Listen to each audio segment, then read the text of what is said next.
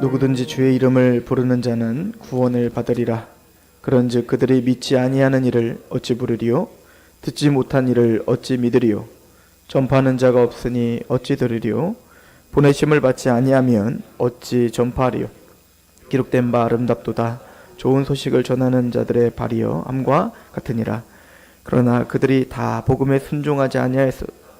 이사야가 이르되 주여 우리가 전한 것을 누가 믿었나이까 하였으니 그러므로 믿음은 들음에서 나며 들음은 그리스도의 말씀으로 말미암느니라. 그러나 내가 말하노니 그들이 듣지 아니하였느냐. 그렇지 아니하니 그 소리가 온 땅에 퍼졌고 그 말씀이 땅끝까지 이르렀도다 하였느니라. 그러나 내가 말하노니 이스라엘이 알지 못하였느냐.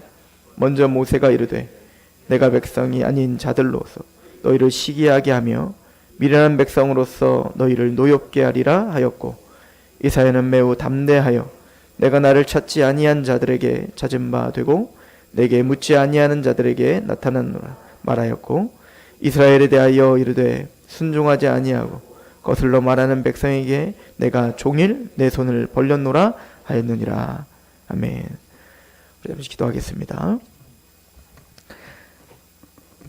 존귀하신 하나님의 말씀 앞에 우리가 있습니다. 성령님 조명하여 주옵소서. 말씀을 전하는 그 입술을 낮추어 주시옵소서. 듣는 우리의 마음을 열어 주시옵소서. 이 귀한 시간 하나님이 우리의 하나님 되시며 우리가 그의 백성됨을 알게 하옵소서. 예수님의 이름으로 감사하며 기도합니다. 아멘. 사도 바울은 로마서를 통해서 로마에 있는 성도들에게 복음을 설명하고 있었습니다. 우리는 죄인이다. 그래서 우리 스스로 구원받을 수 없고 우리 스스로 의롭다함을 받을 수 있는 자는 아무도 없다. 그래서 예수 그리스도를 믿음으로 말미암는 화목제물로 세우셔서 전에 지은 죄를 간과하심으로 하나님이 의롭게 되셨고 또 그를 믿는 우리가 의롭다함을 받는다. 그런데 이 이야기는 내가 만든 이야기도 아니요, 갑자기 하늘에 뚝 떨어진 이야기도 아니라 이미 아브라함 때부터 또 다윗 때도 그들 모두가 다 이 예수를 믿음으로 구원받는 것이었다. 그래서 로마서 1장에 사도 바울은 로마서를 시작하면서 내가 받은 이 복음은 옛적에 선지자들을 통해서 받아 말한 것이다 라고 말해요. 그러니까 사도 바울이 말하는 복음은 사도 바울의 개발품도 아니고요, 또 우리가 만든 것도 아니고 바로 창세기부터 시작된 창세기 3장 15절에 여자의 후손이 뱀의 머리를 밟겠다 할 때부터 시작하여 우리를 구원하시는 그 은총을, 그 은혜를 하나님이 약속하신 내용을 예수께서 성취하셨다는 거예요. 그리고 그 성취된 복음을 나는 지금 전하고 있다 라고 이야기하는 것이죠. 그러나 이 복음을 전했을 때 여러분 나중에 이제 사도행전에 가보셔도 13장에 가면 사도 바울이 이방인들에게 가서 복음을 전하죠. 그러니까 유대인들에게 전했던 유대인들은 막 믿질 않아요. 사도 바울을 죽이려고 합니다. 근데 이방인들에게 복음을 전했을 때 사도 바울은 그걸 깨닫죠. 나는 하나님의 이방의 빛으로 삼으셨다. 나는 이방의 사도로서. 정말 그랬던 것처럼 사도 바울이 이방인들의 복음을 전하니까 작정된 자는 다 믿더라 이렇게 표현되고 있어요. 그런데 사도 바울의 한쪽의 마음에는 끊임없는 아픔, 또 끊임없는 고통이 있었는데 그것은 바로 육적 유대인들이었습니다. 이 이스라엘 백성들은 왜 이렇게 믿지 않을까? 이들은 왜 믿음이 들어가지 않는 것인가? 지금 그 고민을 토로하고 있는 게 9장, 10장, 11장입니다. 그러면서 사도 바울이 왜 그들이 구원을 받지 못하고 그들의 믿음이 없는가를 이렇게 설명을 하고 있었어요. 10장 2절에 내가 증언하니 그들이 하나님께 열심히 있지만 올바른 지식을 따른 것이 아니다. 그러니까 그들은 열심은 있었어요. 열정은 있었어요. 하나님에 대한 헌신은 있었어요. 근데 문제는 올바른 지식을 따르지 않았습니다. 이것을 사도 바울은 빌립보서에 더 자세하게 설명을 합니다. 빌립보 3장에 보면 내가 8일 만에 할례를 받았고 히브리인 중에 히브리인이고 나는 베냐민 지파며 율법으로는 흠이 없는 자다.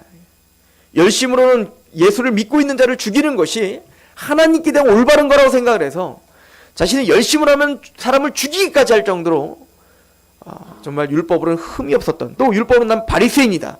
사실 그 앞에 우리는 다 무릎 꿇어야 되는 거예요. 근데 사도 바울이 뭐라고 하죠? 내가 이 모든 유익하던 것들을, 이게 무익하다는 게 아니에요. 여러분들 율법에 대한 열심, 바리새인으로서 하나님 말씀을 다 알고 있는 거, 또 하나님께 자신이 만들어 어떤 전통과 또 종교적인 열심을 다해서 최선을 다하는 거, 그게 왜 잘못된 거겠습니까? 유익한 겁니다. 그런데 그 모든 유익한 것들을 내가 이제는 배설물로 여겨버리겠다. 아무 쓸모없는 걸로 여기겠다는 거예요. 즉 구원에 대한 이야기를 하고 있는 겁니다. 그리스도를 아는 지식이 가장 고상하기 때문이라 라고 이야기를 하죠. 그리스도 안에서 내가 발견되는 것, 이것만이 나를 의롭다 하는 유일한 방법이기에 내가 생각했던 어떤 고상함, 내가 생각했던 어떤 유익, 내가 생각했던 어떤 열심, 그 모든 것들을 다 배설물로 여겨버리겠다. 양자택일인 거예요. 그죠? 예수를 의지하든지 나를 의지하든지 말입니다. 내가 가진 의는 율법이 난 의가 아니요 하나님께로부터 난 의라. 믿음으로 말미암는 하나님께로부터 난 의라.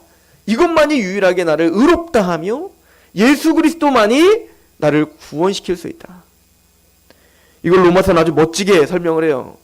물론 이사야의 말씀을 인용하는 거지만 너희들이 의를 이루기 위해, 영생을 얻기 위해 하늘까지 갈 필요 없다. 너희들이 구원을 받기 위해, 너희가 뭔가 의를 만들기, 완성하기 위해 무조갱까지 내려갈 필요 없다. 하늘에서 그 의를 이루시기 위해 이 땅에 오신 분은 예수 그리스도시요, 죽기까지 복종하셔 하나님의 의를 만드시고 죄가 없으신 이를 하나님이 죄로 삼으신 것을 우리로 말미암아 하나님의 의가 되게 하려 하심이라. 고린도후서 5장 21절의 말씀처럼 예수께서 성육신하시어 죽기까지 복종하시고 하나님의 의를 이루셨습니다. 그리고 예수님은 십자가에서 죽으시고 음부, 무저기까지 내려가 그 누구도 깨부실 수 없었던 우리 안에 있었던 그 사망, 마귀에게 종노릇하여 그 사망의 종노릇하여 죽기를 두려워하고 있는 우리들, 사단의 권세를 멸하시고 그 사망을 부셔버리기 위하여 예수께서 십자가에 죽으시고 음부까지 내려가 그 모든 사망의 권세를 부셔버리고 부활하셨습니다. 우리가 하늘까지 갈 필요가 없어요. 우리가 무저갱까지 내려갈 필요가 없습니다. 오직 성육신하시고 십자가에 죽으시고 부활하시고 승천하신 예수 그리스도께서 모든 것을 완성하셨다. 구원은 멀리 있는 것이 아니다 이거예요. 이미 예수님이 완성하신 그 복음을 듣고 마음으로 믿어 의에 이르고 입으로 시인하면 구원에 이르는 것이다. 딴 데 가서 찾을 필요 없다. 너희의 다른 열심을 부릴 필요가 없다. 이것이 10장이 하는 얘기인 겁니다.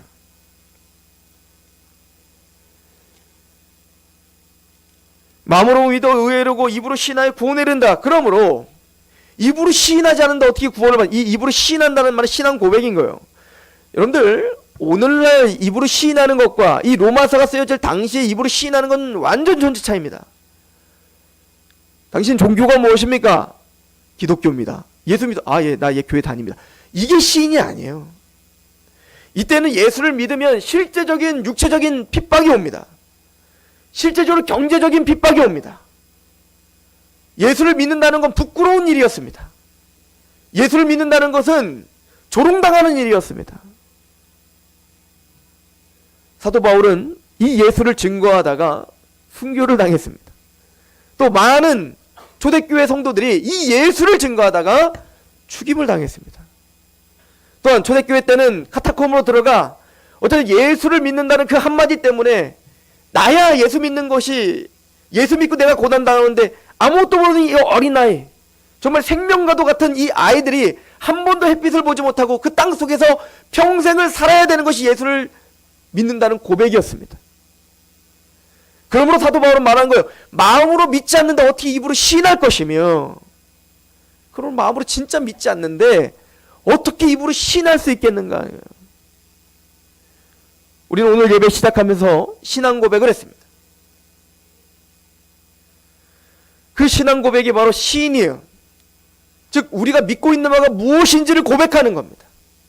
세상의 흐름이 어떻든, 세상의 가르침이 어떻든, 또 옆집에 누구가 뭐라고 하든 내가 믿는 바는 이거입니다 라고 마음으로 정말 믿어 의에 이른 사람이 세상을 두려워하지 않고 내 입으로 내가 믿는 바를 고백하는 걸 시인이라고 하는 거예요. 그걸 우리는 신앙 고백이라고 합니다. 이 신앙 고백은 내용이 없는 신앙 고백이 아닙니다. 그래서 바울은 말하는 거예요. 입으로 시인하여 구원에 이른다. 그러나 진짜 믿지 않는데 어떻게 시인할 것이며. 맞아요. 난 믿어요. 믿습니다. 듣지 않았는데 어찌 믿을 것이냐. 뭘 믿는 거냐 이거야. 네가 믿음이 있냐? 좋다. 뭘 믿는 거냐 이거예요. 여러분들, 유대인들이 하나님께 열심은 있으나 올바른 지식을 따르지 않았어요. 그러면 유대인들은 정말 하나님의 말씀을 안 들었나요? 그들은 자기 나름대로 공부를 안 했나요? 다 했다고요. 근데 문제는 올바른 지식을 따르지 않았다는 거예요. 이게 무슨 얘기일까? 누가복음에 한번 잠깐 가보시겠습니까? 누가복음 6장을 한번 가보시죠.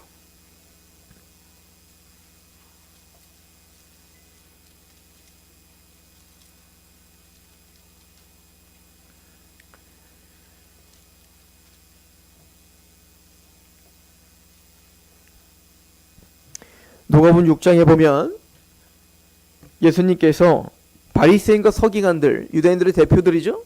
그 바리새인과 서기관들을 향해 이렇게 말씀합니다. 6장 39절에 보면 또 비유로 말씀하시되 맹인이 맹인을 인도할 수 있느냐? 둘이 다 구덩이에 빠지지 아니하겠느냐? 제자가 그 선생보다 높지 아니하나 무릇 온전하게 된 자는 그 선생과 같으리라 라고 이야기를 합니다. 맹인이 맹인을 인도할 수 있겠는가? 맹인이 맹인을 인도하면 다 구덩이에 빠지지 않겠냐? 또한 제자가 그 선생보다 높지 못하나 무릇 온전하게 된 자는 그 선생과. 맹인된 선생이 가르치면 아무리 잘 가르쳐도 그 선생을 능가할 수 있겠는가? 최대치가 뭘까요? 그 선생처럼 되는 거 아니겠어요? 지금 이거 누구를 향해서 하는 얘기냐면 바리새인과 서기관들을 향해서 하는 얘기입니다. 이 이야기 전에 어떤 이야기들이 있었냐면 금식 논쟁이 있었고 안식일 논쟁이 있었습니다. 그러니까 예수님께서 제자들과 다니시는데 이제 예수님을 공격하고 싶어서 이 많은 사람들이 이제 유대인들이 와서 말한 겁니다. 세례 요한의 제자들도 금식하고 우리도 금식하는데 우리 제자들도 금식하는데 왜 당신 제자들은 금식하지 않소? 라고 예수님을 비판합니다. 그때 예수님께서 하시는 말씀은 그거예요. 신랑이 같이 있는데 신랑과 결혼식에 참여했어요. 그러면 신랑이 왔는데 금식하고 있으면 되겠어요? 같이 먹으며 즐기며 교제하며 기뻐해야 되는 게 맞는 거 아닙니까? 근데 너희들은 이미 신랑이 왔는데, 즉 예수님이 이 땅에 오셨는데 너희들은 지금 금식하라고 하는구나. 근데 금식할 때가 올 거야. 그때는 내가 앞으로 십자가에 죽을 때인데 그때는 금식할 거야. 내 자제들 다 금식할 거야. 그때는 나의 고통 가운데 같이 참여하며 고난의 의미를 알고 함께 금식하며 그렇게 주님의 마음대로 하나님의 마음을 품고 그렇게 금식하게 될 거야. 애통하게 될 거야. 근데 그때 또 얘네들은 뭐 할 거야? 바리새인들은 즐거워할 거죠. 만찬을 베풀 거죠. 이게 안 맞는 거예요.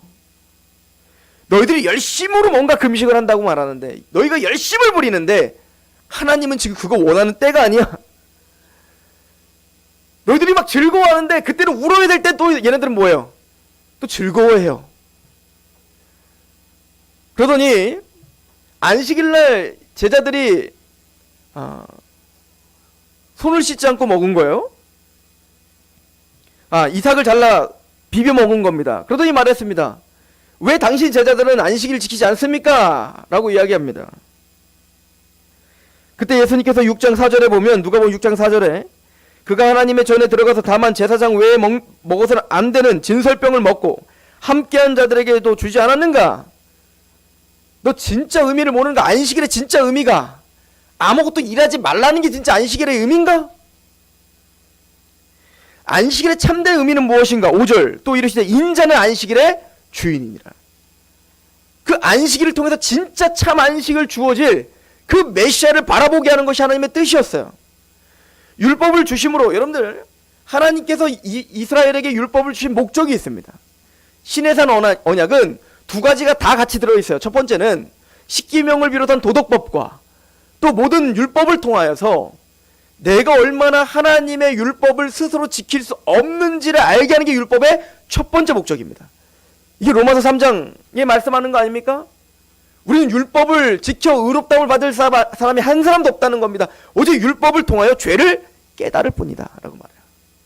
하나님이 율법을 주신 목적은 죄를 깨닫게 하는 거예요. 우리가 얼마나 하나님 앞에 자격이 없는가, 우리가 얼마나 하나님 앞에 의롭다움을 받을 수가 없는가, 전적 무능, 전적 부패, 이걸 깨닫게 하는 게 율법이에요. 율법이 없다면 우리는 스스로 잘난 줄 알거든요. 내가 괜찮은 사람인 줄 알거든요. 그걸 부셔버리는 겁니다. 이게 율법이에요.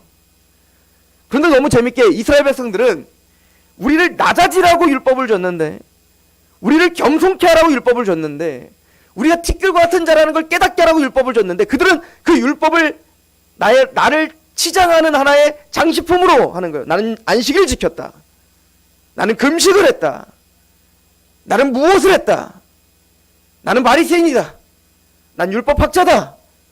그런 자기를 모세의 자리에 놓고 너는 왜 그걸 안 하냐라고 비판하며 다니는 거예요. 그러니까 그들은 말씀을 많이 하는 것 같지만 그들은 맹인인 겁니다. 하나님이 진짜 말씀하시는 그 율법을 주신 목적, 말씀을 주신 목적을 전혀 알지 못하는 거죠. 그럼 6절부터 11절에 예수님께서 안식일날 일부러 보라고 손 마른 자를 고치십니다. 이것뿐 아니에요. 예수님이 안식일날 일부러 걷지 못하는 사람을 이렇게 세우죠. 안식일날 일부러 눈을 보지 못하는 사람을 눈을 뜨게 하죠. 근데 이 사람들 얼마나 웃기냐면, 여러분들 기적이 매일 일어나는 거 아니잖아요. 손 마른 자가 그 손이 마른 것 때문에 얼마나 불편하고 얼마나 고통스럽고 얼마나 힘이 들겠습니까? 보지 못하는 사람이 평생을 보지 못하는 삶 때문에 얼마나 고통스럽겠냐고요. 걷지 못하시는 분이 그것 때문에 얼마나 고통스럽겠냐고요. 근데 예수님께서 걷게 하셨고 보게 하셨고 손을 치유하셨습니다. 그걸 기뻐하는 게 아니에요. 이 사람들은 왜 안식일날 눈을 뜨게 했냐 이거예요. 왜 안식일날 당신은 손을 낫게 했냐 이거예요. 예수님이 아주 중요한 얘기하죠. 야, 니네 안식일을 그렇게 지킨다고 하면서 너들 소 한 마리가 빠지면 니들 어떻게 하냐, 구덩이에 빠졌을 때 어떡하냐, 걔 소 하나 잃어버릴까봐 소 건지잖아 너네. 하물며 하나님의 형상대로 지음받은 하나님의 백성들이 지금 얼거매임을 당하고 고통을 당하고 있는데, 내가 그들의 눈을 뜨게 하고 그들을 치유했는데 그거 갖고 비판하는 것이냐? 너희들이 생각하는 진짜 안식이 뭐냐? 하나님이 우리에게 주신 안식의 참된 의미는 뭐냐? 참된 안식의 의미는 눈을 뜨게 하는 것이고 손을 치유하는 것이고 걷게 하는 거 아닌가? 그게 대표적인 예를 또 하나 드시죠. 어떤 강도 만난 자가 있다. 그 강도 만난 자에게 이웃은 누구인가? 제사장이 지나갔습니다. 근데 자신의 율법을 지키기 위해서, 안식을 지키기 위해서 그냥 지나갑니다. 유대인들이 있습니다. 난 안식을 지켜야 됩니다. 그냥 지나갑니다. 근데 그 유대인들이 죄인이라고 취급하고 조롱하고 우습게 여기는 사마리아 사람은 그를 치료해주고 자신의 소유를 팔아 자신의 소유로 주막에 그를 맡기고 다음날 또 찾아서 돌보고, 누가 참된 이웃인가? 무엇이 안식인가? 하나님이 우리에게 주신 말씀의 진짜 참된 의미는 뭐냐? 그들은 하나님의 마음을 전혀 알 수 없는, 알고 싶은 생각도 없고요. 알 필요도 없습니다. 왜? 내 종교, 내 신앙, 내 어떤 것에 전혀 문제가 되지 않아요. 하나님의 뜻을, 하나님의 마음을 아는 것이. 예수님은 너희들이 맹인이다 라고 이야기하는 거예요. 그리고 예수님이 6장 12절부터 12제자를 선택하시는 장면이 나옵니다. 사실은 이 12제자를 선택하는 이 장면이 안식일을 지키냐 금식 했냐라고 하는 것을 싸고 그 앞뒤로 해서 제자를 부르는 장면이 나오는데요. 첫 번째는 5장에 베드로를 부르는 장면이 나와요. 근데 그 베드로가 예수님이 이제 저 깊은 데 가서 그물을 던지라 해서 어마어마하게 고기를 잡지 않습니까? 그리고 돌아왔을 때 드디어 예수님의 말씀의 권세를 본 거예요. 이 제자들은. 그 말씀의 권세를 보고 베드로가 제일 먼저 했던 게 뭐죠? 그 앞에 납작 엎드려 나를 떠나서서 내가 죄인입니다. 또한 예수님께서 두 번째 제자를 부르시는 장면이 나옵니다. 그게 뭐냐면 레위입니다. 마태예요. 세리입니다. 누가 봐도 죄인입니다. 그럼 마태를 부릅니다. 마태는 죄인이에요. 그럼 마태는 예수님이 자신을 부르는 걸 통해 너무 감격하여 예수님을 자기네 집으로 영접합니다. 그리고 수두룩한 그 죄인들 다 모아놨어요. 그때 바리새인과 서기관들이 말합니다. 왜 너희 선생은 죄인들과 먹고 마시는가? 예수님 그때 하는 얘기가 있어요. 의원은 건강한 자를 쓸데없다. 의원은 약한 자에게, 병든 자에게나 쓸데있느니라. 나는 의인을 부르러 온 것이 아니라 죄인을 부르러 왔다 하는 거야. 그러는 바리새인들에게 7장에 6장에 그렇게 비판하는 거예요. 맹인이 맹인을 이끈다. 뭘 얘기하는 걸까요? 그럼 진짜 믿음이 뭘까요? 그리고는 우리가 잘 아는 말씀을 하죠. 6장 46절을 보시면 너희는 나를 불러 주여 주여 하면서도 어찌하여 내가 말하는 것을 행하지 아니하느냐. 내게 나와 내 말을 듣고 행하는 자마다 누구와 같은 것을 너희가 보이라. 이거 지금 누구 비판하는 거냐면 그 유대인들, 바리새인들, 서기관들, 율법주의자들을 비판하는 거라고요. 자, 그들의 특징이 있습니다. 여러분들 그들이 안 행하나요? 그들이 열심히 없습니까? 지금까지 얼마나 자기의 금식, 안식일 여러 가지로 자신들의 전통을 얼마나 지키고 얼마나 열심을 다했습니까?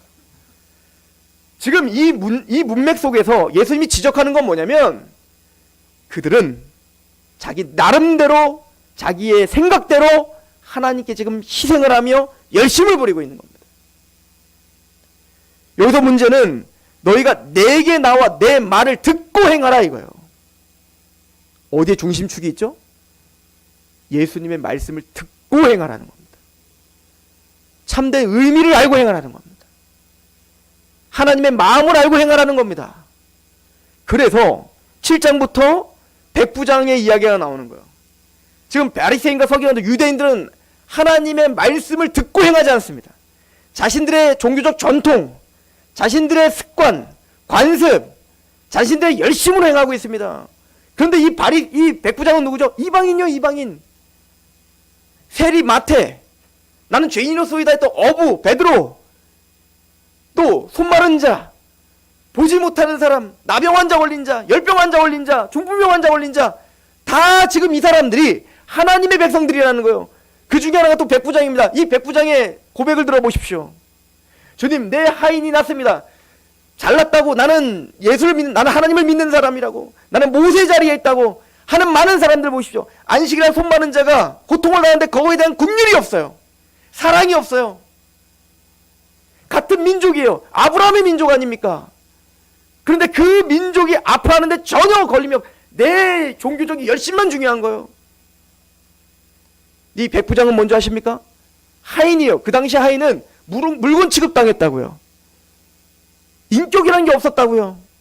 근데 그 하인의 아픔을 공감하고 있다고요. 누가? 이방인이. 욕먹는 죄인이라고 말하고 있는 이방인인 백부장이 말입니다. 아파하고 있습니다. 내 하인 때문에 유대인들 장로들을 보내서 그 멀리는 예수를 청하라고 하는 거예요. 그 마음속에 사랑이 있는 거죠. 긍휼이 있죠. 그리고는 그 예수님께 말합니다. 예수님이 집으로 오려고 하니까 내가 당신이 우리 집에 오는 걸 감당할 수 없습니다. 여러분들, 예수님은 유대인입니다. 이 사람은 로마 사람이라고요. 로마 장교 아닙니까? 얼마나 우습게 보이겠어요. 예수님, 유대인들도 무시하는 예수님 아닙니까? 납작 엎드립니다.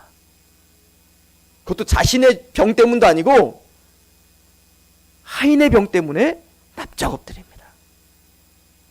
당신이 우리 집에 들어오는 것을 내가 감당할 수가 없습니다. 나도 아랫사람들이 있어서 오라 하면 오고 가라 하면 가는 말씀의 권세가 있습니다. 하물며 주님 말씀만 하십시오. 말씀만 하시면 내 하인의 병이 낫습니다. 뭘 의지하는 겁니까? 주의 말씀의 권위를 의지하는 거예요. 그 말씀을 의지하는 거라고요. 그때 예수님이 칭찬합니다. 내가 온 유대에 이런 믿음을 보지 못했다. 여러분들 믿음이 무엇입니까? 믿음은 어떤 종교적인 형태가 믿음이 아니에요. 그래서 예수님 말합니다. 하나님의 나라가 임한 자가 무엇인가? 누가 보면 4개로 요약한다고 했죠? 가난한 자, 줄인 자, 우는 자, 주의 이름을 위해 핍박받는 자. 이들이 누구예요? 복음서에서는 보지 못하고 듣지 못하고 걷지 못하고 나병 걸렸고 중풍병 걸렸고, 그래서 오직 예수가 아니면 그 가난한 여인 보십시오. 나는 죽은 개와 같습니다. 맞습니다. 나는 개와 같습니다. 나는 그런 은혜를 받을 자격이 없습니다. 나는 죄인이었소이다. 나를 떠나서서 말씀만 하십시오. 말씀만 하시면 내 병이 낫습니다. 말씀만 하시면 내가 구원받습니다. 이게 믿음이에요.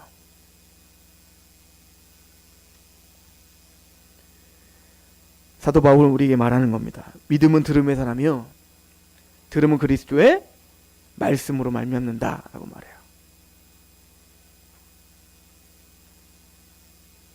우리는 분명하고 명확한 하나님의 마음으로, 하나님의 말씀으로 우리는 복음을 들어야 됩니다.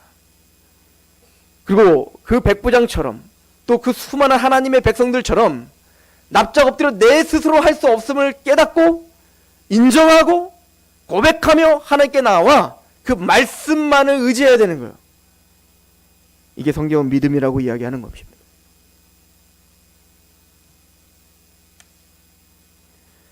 그럼 그들은 왜 복음을 믿지 못했을까요? 사도 바울은 이런 말하는 거예요. 그럼 그들이 복음을 못 들었을까? 그럼 그들이 정말 복음을 못 들은 걸까? 사도 바울은 오늘 본문에 말하죠. 아니라 그들은 들었다는 겁니다. 그럼 왜 그들이 그걸 믿지 못했을까? 왜 듣지 못했을까? 왜 그 앞에 순복하지 마? 오늘 말씀에 보면 믿어 순종케 한다 이렇게 말했는데, 믿음이라는 건 지적 동의가 아니라는 걸 말하는 거예요. 믿음은 예수님 십자가에 죽었대, 내 죄가 사함받았대, 그렇대, 나 부활해서 의인 됐대, 고맙네, 나 이제 죄인이야 의인이야, 죄인이야 의인이야, 그래, 알겠어, 이제부터 난 의인, 자 기도, 영접 기도 합시다, 따라하세요. 예, 이거 아니라는 거예요. 믿음은 순종입니다. 믿음은 전폭적으로 그 앞에 무릎 꿇는 걸 말하는 겁니다.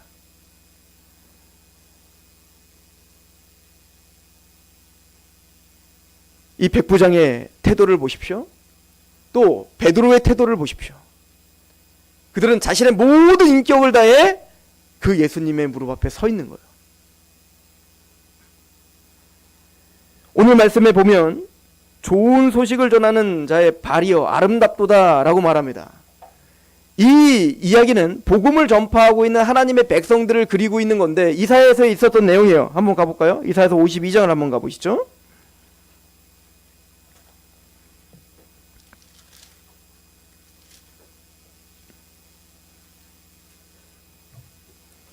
이사야서 52장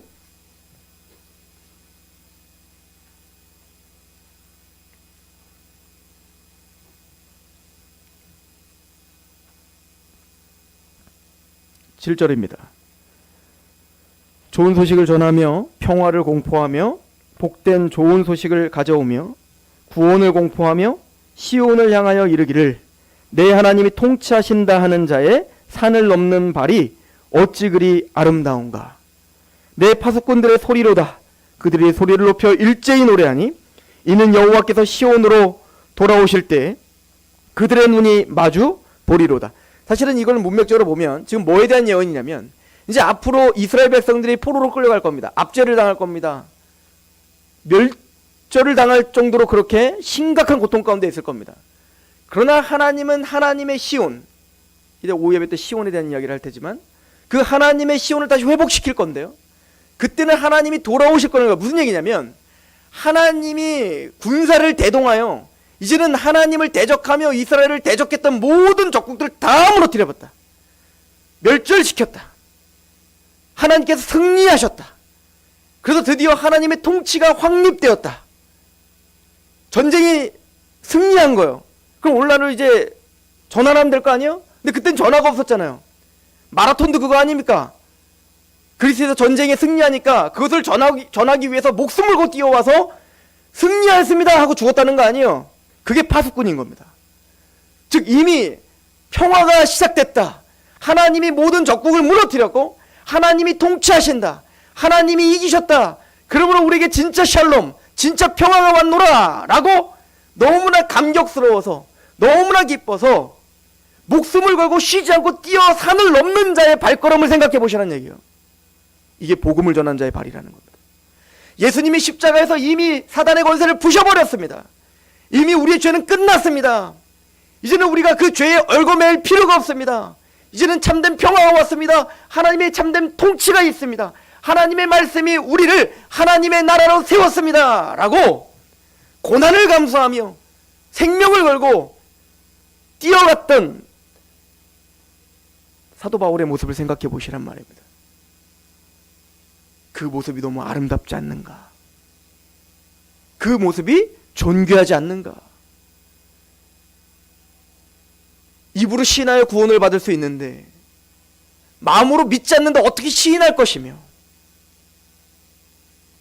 듣지 않았는데 어떻게 마음으로 믿을 것이며 전하는 사람이 없는데 어찌 들을 수 있을 것이며 하나님이 보내시지 않았는데 어떻게 우리가 전할 수 있을 것이며 복음을 전하는 그 산을 넘는 그 발이 얼마나 아름답는가. 여러분, 우리가 복음을 전한다는 거, 복음을 갖고 있다는 거, 우리를 통해서 복음이 전파된다는 게 우리만 우습게 여기지 하나님 얼마나 아름답게 보고 계시는가 그걸 얘기하는 거예요. 여러분들 고린도전서 3장을 보십시오. 거기 보면 하나님이 우리를 뭐라고 표현하고 새 언약의 일꾼이다 라고 표현하고 있습니다. 새 언약의 일꾼, 그러면서 이 옛 언약의 일꾼과 비교를 하죠. 옛 언약의 일꾼이 누군데요? 모세입니다. 모세의 직분은 율법을 전하는 직분이었습니다. 율법은 우리에게 죄를 깨닫게 하는 거예요. 정죄하는 직분이에요. 죽이는 직분이에요. 모세의 율법은 우리를 살릴 수 없습니다. 생명을 줄 수 없습니다. 근데 우리가 전파하는 것은 그 모세의 율법을 통해서 죽임당한, 이제는 죽을 수밖에 없구나, 난 죄인이구나 라고 깨닫고 있는 하나님의 사람들에게 납작 엎드려 주여 나를 떠나서도 나는 죄인로소이다 라고 그렇게 가난한 심령이 있는 하나님의 백성들에게 이 복음을 전파하는 거예요. 이제는 참된 평강이 왔습니다. 참된 안식이 왔습니다. 이제 예수께서 십자가에서 사단의 권세를 부수시고 당신을 죄에서 건져내시오 하나님의 영광스러운 나라가 당신에게 임했습니다. 그걸 영접하시면 됩니다. 받아들이세요. 그러니까 하나님의 나라에 대한 이야기인 겁니다. 믿음, 그래서 순종인 거예요. 그 말씀 앞에 납작 엎드리는 겁니다. 옳습니다. 내가 그 왕을 믿습니다. 내가 그 왕 앞에 우리 예수께서 만주의 주요 만왕의 왕이 되심을 내가 알고 그 말씀을 내가 순복합니다. 그리고 그 말씀을 의지하는 거예요. 이게 하나님 나라입니다. 그리고 말합니다. 정죄하는 직분도 영광이 있어. 이스라엘 백성들이 시내산에서 하나님의 영광스러운 그 빛을 보고 모세가 내려올 때 그 영광이 너무 찬란해서 사람들이 감히 모세 얼굴을 주목하지 못하여 모세가 수건을 쓰고 온 것처럼 하물며 영의 직분, 살리는 직분, 영원한 직분이 있는 그 영광은 더욱더 영광이 넘치지 않겠는가? 쉽게 얘기해서 모세의 영광보다 새 언약의 일꾼, 복음을 전파하고 있는 우리의 사역이 훨씬 더 영광스럽다는 거예요. 보세요. 표정이 이렇잖아요. 이 영광스러움을 베드로는 이렇게 표현하다. 베드로전서 1장에 보면 이쪽에 선지자들이 연고 부전에 살펴서 어느 때 어느 시기를 상고했다. 예수님의 십자가에 죽으시고 부활한 걸 구약 전체가 예언했다는 거예요. 그걸 상고했다. 근데 그것은 자기 때를 위함이 아니라 바로 너희를 위함이라. 누구? 우리요. 교회 시대. 이거는 천사들도 살펴보기를 원하는 것이라. 구약에 있는 모든 선지자들은 믿음으로 우리가 지금 바라본 예수님의 십자가 부활 그 복음을 부러워하며 영광스럽게 바라보고 있다고요. 우리는 그의 수혜자입니다.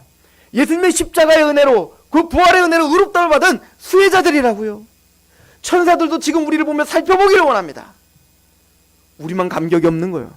우리만 이게 얼마나 복된 소식이며 이게 얼마나 놀라운 소식인지를 감을 못 잡는 거예요.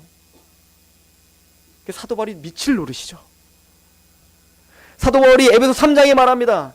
에베소 1장에 성부 하나님이 너희의 구원을 위해서 창세전에 너희를 예정하사, 또 예수께서, 성자 예수님께서 구속구 죄사함을 주시기 위하여 이 땅에 십자가를 짊어지고 구속구 죄사함을 주셨고 하늘의 것과 땅의 것을 통일하게 하려 하심이라. 성령 하나님께서 우리의 복음을 듣고 또한 믿어 성령의 인치심을 주셔서 우리의 기업의 보증이 되게 하사 하나님의 영광과 찬송이 되게 하려 함이라. 하나님과 영광과 찬송을 부르게 하려 함이라. 하나님과 영광과 찬송이 되게 하려 함이라. 3번이나 반복하죠. 그래서 우리는 그리스도를 머리로 삼아 우리는 그의 몸된 지체가 되었고 교회가 되었다. 이 교회가 얼마나 영광스러운지 여러분들 에베소서 한번 읽어보십시오. 에베소서 사도 바울이 말합니다. 이 교회가 얼마나 영광스러운지. 하늘에 있는 권세자들과 정사와 권세자들이, 즉 천사들을 말하는 거예요. 영적 존재들을 말합니다. 그 수많은 영적인 존재들이 이 교회를 바라보며 하나님의 그 지혜를 배우고 있다. 여러분들을 바라보면서, 예수 그리스도를 믿음으로 구원받은 여러분들을 바라보면서 지금 영적 존재들은 감격하고 감탄하고 있다는 거예요. 이걸 계시록 14장은 뭐라고 말합니까? 13만 4천을 이야기하면서 새 노래로 하나님을 찬양하고 있는 거예요. 13만 4천이 구속의 노래죠. 이 땅에서 구속을 경험한 자 외에는 배울 자가 없느니라. 하나님을 그렇게 대적했던, 하나님을 모독했던, 하나님을 몰랐던 자가 하나님의 전적인 은혜로 마음이 부서지더니 예수 그리스도로 말미암아 납작 엎드려 맞습니다. 난 죄인으로소이다 라고 고백할 뿐 아니라 마음을 다하고 뜻을 다하고 목숨을 다하고 주 하나님을 사랑하게 된 거예요. 십자가의 사랑이 강권된 겁니다. 그 강권된, 누가 시키지 않아도 그 강권됨 때문에 하나님을 노래합니다. 감사하다고, 고맙다고, 죽을 수밖에 없는 나를 살려주신 그 하나님의 큰 일을 바라볼 때 내가 무엇을 드릴 수 있겠습니까? 그러므로 하나님의 모든 자비하심으로 명하노니 너희 몸을 거룩한 산제물로 드리라. 내 몸을 드리겠습니다. 내 삶을 드리겠습니다. 너희 몸을 불의의 병기로 드리지만 이제는 의의 병기로 하나님께 드리라. 자발적인 기쁨으로 하나님께 나아 하나님을 찬양합니다. 천사들이 이게 너무 놀라운 거예요. 어떻게 사람이 이렇게 변할 수 있지? 어떻게 하나님을, 만물보다 심히 부패한 게 사람의 마음이라 누가 능히 이를 하면 가장 부패하고 가장 대적하고, 여러분들 모든 창조물 중에 하나님 말씀 대적한 건 인간밖에 없어요. 다 하나님의 순리대로 삽니다. 다 하나님의 질세대로 그냥 산다고요. 물론 인간이 망가뜨려갖고 그 망가뜨리는 대로 살아서 문제지. 인간만 유독 하나님을 대적해요. 인간만 유독 하나님 말씀을 대적한다고요. 만물보다 심히 부패한 게 맞습니다. 가장 부패하고 가장 밑바닥에 있던 우리가 천사도 감히 따라할 수 없는 그 새 노래를 부른다고요. 이게 사도 바울이 우리에게 알려주고자 하는 거예요. 복음을 전하는 자의 그 발걸음 얼마나 아름다운가. 왜 믿음은 들음에서 나며 들음은 그리스도의 말씀으로 말미암을까요? 왜 말씀, 이 언약만이 우리의 믿음의 근간이 될까요? 구약 성경에는 언약을 베리트라고 써요. 저랑 성경 공부하시면 이제 자주 들었던 내용이죠. 베리트, 이 단어는 자르다라는 뜻이 다르다. 이 베리트라고 하는 뜻은 왜 자르다가 언약이냐면 창세기 15장을 보시면 아브라함이 하나님과 언약을 체결하는 장면이 있습니다. 그때 하나님께서 하늘을 봐, 하늘의 별들처럼 네 자손을 많게 해줄게. 땅을 봐, 땅의 모래처럼 그렇게 많게 해줄게. 믿어 의롭다움을 받습니다. 이신칭의를 받는 장면이 창세기 15장에 나와요. 그리고는 하나님이 말합니다. 네가 400년 후에 4대 만에 이 가나안 땅 돌아오게 해주마. 약속하셨어요. 근데 아브라함이 말합니다. 하나님, 그걸 내가 어떻게 믿어요? 내가 그걸 어떻게 합니까? 그때 하나님이 아브라함을 재웁니다. 그리고 아브라함에게 뭐라고 말하냐면 모든 짐승을 반으로 쪼개서 쫙 깔아놓으라고 합니다. 그래 아브라함이 잡니다. 이것은 고대 근동에 이 이스라엘만 있었던 게 아니라 고대 근동에 있었던 조약, 즉 뭐 을사조약 뭐 하는 것처럼 조약, 그 계약을 체결하는 방식이에요. 쭉 깔아놓고 왕과 왕이, 아니 황제와 왕이, 황제와 왕이라면 이제 왕만 지나가겠죠. 그 쪼갠 고기 사이를 지나가는 거예요. 무슨 얘기입니까? 내가 이 약속을 깨는 자가 있다면, 약속을 깨면 이 고기처럼 쪼개지겠다는 거예요. 생명을 건 피의 계약인 거예요. 하나님이 아브라함과 그 계약을 맺는 겁니다. 그러더니 원래 누가 지나가야 돼요? 아브라함이 지나가야죠. 근데 하나님은 아브라함을 재워놓고 하나님이 횃불로 홀로 지나가십니다. 무슨 얘기입니까? 아브라함이 그 언약을 지킬 수 있는 게 아니에요. 하나님이 홀로 행하시겠다는 겁니다. 하나님이 쪼개지는 한이 있더라도 그 약속은 반드시 지켜지겠다는 겁니다. 이게 메리트예요. 우리는 아브라함은 그 뒤로도 하나님의 약속을 계속 어기며 삽니다. 원래 누가 쪼개져야 되는 거예요? 아브라함이 쪼개져 죽어야 되는 겁니다. 근데 하나님은 아브라함을 쪼개지 않습니다. 끝까지 하나님은 이삭을 바치는 그 자리에 가게 하십니다. 우리가 모두 쪼개지는 그런 고통과 쪼개지는 고난으로 저주를 받을 자들이에요. 왜? 하나님의 약속을 계속 어기며 사니까요. 근데 언약이란 그 죄값으로 저주로 내가 쪼개져야 되는데 내가 쪼개지자 대신 하나님이 쪼개지시겠다는 거예요. 이게 십자가입니다. 하나님이신 예수께서 십자가에서 그 몸을 쪼개신 거예요. 그리고 주어진 언약이요. 이걸 히브리서는 유언이라고 표현하거든요. 유언이요. 커버넌트예요. 유언은 유언한 자가 죽어야 효력이 나는 거예요. 될 수도 있고 안 될 수도 있는 게 아니에요. 청개구리 얘기 알잖아요. 유언만큼 반드시 지켜줘야 되는 거예요. 히브리서는 예수를 뭐라고 표현하고 있냐면 구원의 창조자가 이 땅에 우리와 똑같은 육체를 입고 형제로 오셨다. 예수를 뭐라고 한다고요? 구원의 창시자. 예수님께서는 구원의 창시자요, 언약의 주관자요, 언약을 격발하신 분이라고요. 근데 그 언약의 체결자이신 예수께서 십자가의 죽으심으로 이미 효력이 나타난 거예요. 우리에게서 의지할 건 하나도 없는 겁니다. 예수님의 피로 세우신 하나님의 언약만이 우리의 구원의 근간인 것입니다. 믿음은 들음에서 나며 들음은 그리스도의 말씀입니다. 여러분들의 감정이 여러분들의 구원을 확정하는 게 아니에요. 여러분들의 경험과 여러분들의 무엇이 여러분들의 구원을 보증하는 게 아니에요. 오직 언약입니다. 하나님의 말씀. 내가 진실로 너에게는 내 말을 듣고 또 나 보는 자를 믿는 자는 영생을 얻었고 심판에 이르지 않은 사망의 생명으로 옮겼다라고 하신 그 확실한 약속. 그 약속만이 우리의 구원을 반석이 되시는 거예요. 예수님께서 에베소서에 너희는 선지자와 사도들의 터 위에 세우심을 입었다라고 말합니다. 사도와 선지자는 바로 성경, 말씀을 말합니다. 사도와 선지자를 통해서 우리에게 주신 그 언약, 예수 그리스도의 피로 말미암아 체결된 그 언약, 그 약속만이 교회의 터가 된다. 그래서 우리는 말씀을 보는 겁니다. 우리의 감정을 의지하지 마십시오. 우리의 행함을 의지하지 마십시오. 사도의 말의 뜻, 하나님의 약속만 붙잡으십시오. 또 이 위대한 하나님의 약속을 증거하는 우리의 발이 얼마나 아름답고 감격스러운가. 한 주간 묵상하시는 저런 되기를 축원합니다.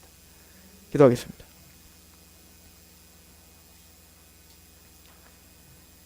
하나님 아버지, 이스라엘 백성들이 마음이 강팍하여 교만하여 예수 그리스도의 말씀 앞에 순복하지 않았습니다. 하나님, 우리 마음을 열어주시어 주여 나를 떠나서서 나는 죄인이로소이다. 내가 감당치도 못하겠습니다. 그렇게 하나님 앞에, 말씀 앞에 무릎 꿇게 하셔서 감사합니다. 이 말씀이 우리의 신앙을, 우리의 삶을 지탱하게 하시옵시고 우리를 견고하게 붙들게 하시옵시며 교회답게 하는 백성답게 우리를 성장시켜 주옵소서. 하나님의 모든 말씀은 교훈과 책망과 바르게 함과 의로 교육하게 유익하고 모든 선한 일을 행할 수 있는 모든 능력을 갖추게 하는 줄 믿습니다. 우리 모든 예배가, 찬양이, 기도가, 삶이 말씀에 의거한, 말씀에 기반된 예배와 신앙이 되게 하옵소서. 예수 그리스도의 이름으로 감사하며 기도합니다.